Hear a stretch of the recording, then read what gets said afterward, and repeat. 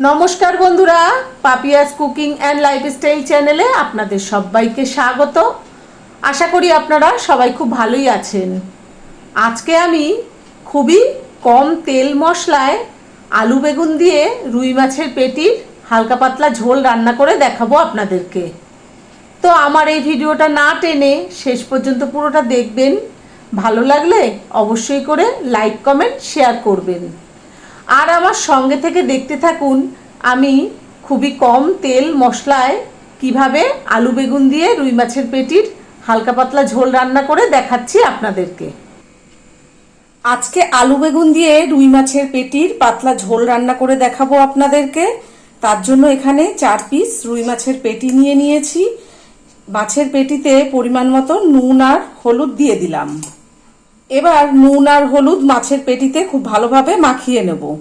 আর এখনো যারা আমার চ্যানেলটিকে সাবস্ক্রাইব করেননি তাদের কাছে আমার অনুরোধ রইল, আমার চ্যানেলটিকে অবশ্যই করে সাবস্ক্রাইব করবেন এবং পাশে থাকা বেল আইকনটি ক্লিক করে অল করে দেবেন, যাতে আমি যখন যা নিত্য নতুন ভিডিও ছাড়বো তার নোটিফিকেশন সবার প্রথমেই আপনাদের কাছে পৌঁছে যাবে।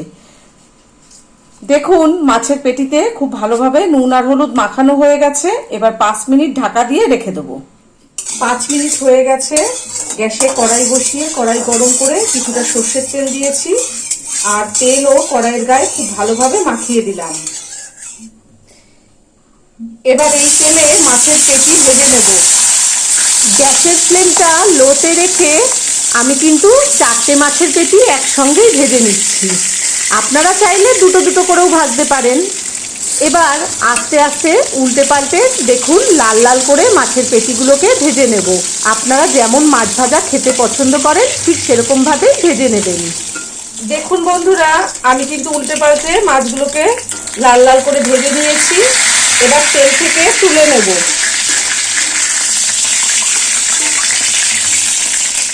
আগে থেকে বেগুন কেটে রেখেছিলাম, দেখুন এরকম লম্বা করে একটা বেগুন 4 টুকরো করে কেটে নিয়েছি। এই তেলেই বেগুন ভেজে নেব।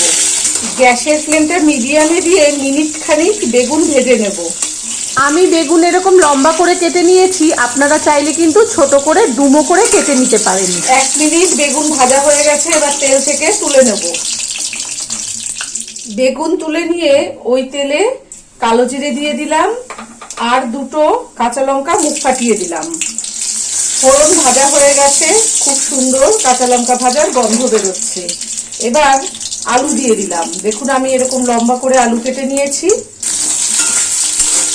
গ্যাসের ফ্লেমটা মিডিয়ামে রেখে আলুগুলোকে লাল লাল করে ভেজে নেব। দেখুন আলুগুলো কিন্তু বেশ লাল লাল করে ভেজে নিয়েছি। এবার অল্প করে জল দিয়ে দেবো। আমি এখানে বড় সাইজের একটা আলু পাতলা করে কেটে নিয়েছি। আপনারা যতটুকু আলু খেতে চান সেরকম বুঝে আলু নিয়ে নেবেন। আর আমাদের বাড়িতে আবার একটু আলুটা বেশিই লাগে। দেখুন এখানে কিছু গুঁড়ো মশলা আছে। এই চামচের 1/2 চামচ জিরের গুঁড়ো, 1/2 চামচ ধনের গুঁড়ো, 1/2 চামচ থেকে একটু কম ঝাল লঙ্কার গুঁড়ো, আর 1/2 চামচ থেকে একটু কম কাশ্মীরি লঙ্কার গুঁড়ো, 1/2 চামচ থেকে একটু বেশি হলুদ, 1 চামচ লবণ। এই গুঁড়ো মশলা দিয়ে দিলাম। 1 চামচ আদা বাটা দিলাম। গ্যাসের ফ্লেমটা লোতে রেখে মশলা খুব ভালোভাবে আলুর সঙ্গে কষিয়ে নেব। বন্ধুরা, আমি আপনাদেরকে একটা টিপস দিয়ে দিই। আমরা গুঁড়ো মশলায় রান্না করি। গুঁড়ো মশলা বাড়িতে বানানোই হোক আর বাজারের কেনাই হোক, গুঁড়ো মশলা তো শুকনো মশলা। কিছুক্ষণ জলে ভিজিয়ে রাখলে মশলাটা ভিজে গেলে কিন্তু রান্নাটা ভালো হয়। এবার সব সময় আমাদের হাতে সময় থাকে না যে মশলা ভিজিয়ে রেখে রান্না করব। আজকে আমি যেভাবে রান্না করলাম, আলুর মধ্যে কিন্তু বেশ অনেকটা জল দিয়ে দিলাম। এই জলে মশলা দিয়ে দিলাম, তাহলে কিন্তু মশলা খুব তাড়াতাড়ি ভিজে নরম হয়ে যাবে। খেতেও কিন্তু খুব সুন্দর হবে। আমার অনুরোধ, আপনারা বাড়িতে সময় না থাকলে এইভাবে রান্না করবেন, আর সময় থাকলে মশলা ভিজিয়ে নেবেন আগে থেকে। কিন্তু এইভাবে রান্না করলেও কিন্তু একটুও খারাপ লাগবে না খেতে। আমরা তো সবাই জানি গরম জলে কোনো কিছু ভিজিয়ে রাখলে খুব তাড়াতাড়ি ফুলে নরম হয়ে যায়। তাহলে মশলার বেলায় ব্যতিক্রম কেন? আগে থেকে ঠান্ডা জলে ভিজিয়ে রেখে সময় নষ্ট করা কিসের জন্যে? আমি কিন্তু সব সময় এইভাবেই রান্না করি। আমার রান্না একটুও খারাপ হয় না। আর আপনারা যখন রান্না করবেন নুন ঝাল মিষ্টি আপনাদের নিজেদের স্বাদ মতন দিয়ে দেবেন। দেখুন মশলা কিন্তু আমার খুব সুন্দর কষানো হয়ে গেছে, মশলার থেকে তেল ছাড়তে শুরু করেছে। এই পর্যায়ে জল দিয়ে দেব। আমার যতটা ঝোলের প্রয়োজন আমি সেরকম বুঝে জল দিচ্ছি, আপনাদের যতটা ঝোলের প্রয়োজন ততটাই জল দিয়ে দেবেন। অল্প করে একটু হলুদ দিলাম। গ্যাসের ফ্লেমটা হাইতে করে দিয়েছি যাতে ঝোল তাড়াতাড়ি ফুটে যায়, আর হলুদ ঝোলের সঙ্গে ভালোভাবে মিশিয়ে দিলাম। ঝোল ফুটে উঠেছে। এই পর্যায়ে ভেজে রাখা মাছ আর ভেজে রাখা বেগুন ঝোলে দিয়ে দিলাম।